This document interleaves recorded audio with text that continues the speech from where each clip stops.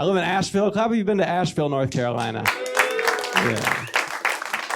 It's kind of a silly place. Asheville's the type of place where people will tell you what they do for a living, and you'll be like, there's no way that earns money.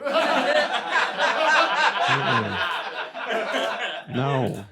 But every Ashevillean's like, no, I own my own business. We do homeopathic archery. From a food truck that runs on crystals. So.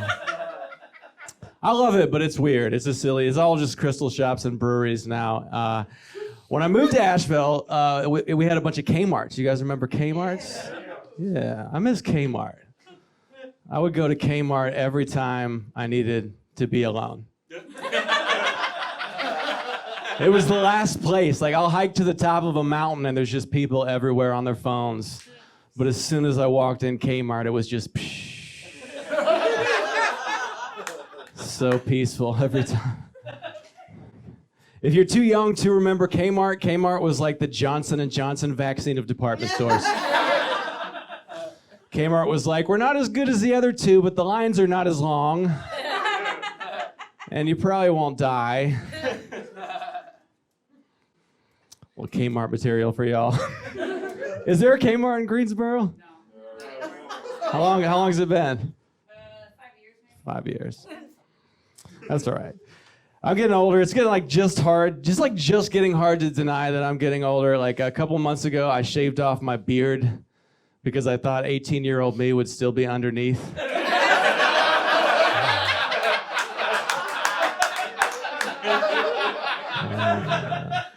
He's dead. That's it. 18-year-old me had a really pronounced chin. And my chin is just sinking into my neck slowly. Behind this ginger curtain, it's just one pale pole now. It's like a candy cane that's been licked for 40 years.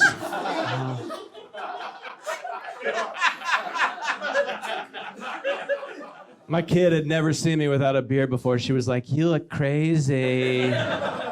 Where's your face?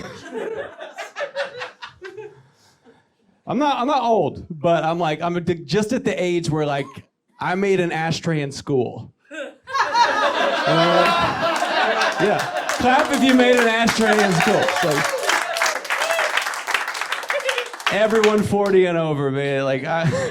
I went to public school in Tennessee, and they were like, if you want to pass the 5th grade, you got to make us a goddamn ashtray. And I was like, I don't smoke. They were like, somebody's gotta. It's changed a lot. I got kids. I got my own kids now, and they've been hanging out at Dead Arthur's a lot recently. And I know that sounds like a dive bar, but there's a guy on my street named Arthur who died. And now his house just sits there on our street, and it's really unsupervised. So my kids, all the kids in the neighborhood are like, after school, see you at Dead Arthur's.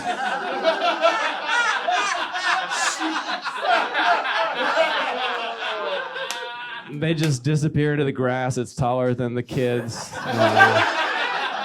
Arthur's dead. He can't mow it anymore. I think it's great. I think it's fine. They're outside. They're not on screens. They're learning stuff. My 7-year-old was like, Dad, you gotta be sure to make a will. Or this house is gonna rot like Dead Arthur's. Some of the parents on the street are not down. We had a meeting about Dead Arthur's recently. One of the parents was like, I don't think we should be letting our kids hang out at Dead Arthur's house so much. And I was like, yo, there's only one dude on the street we 100% don't have to worry about.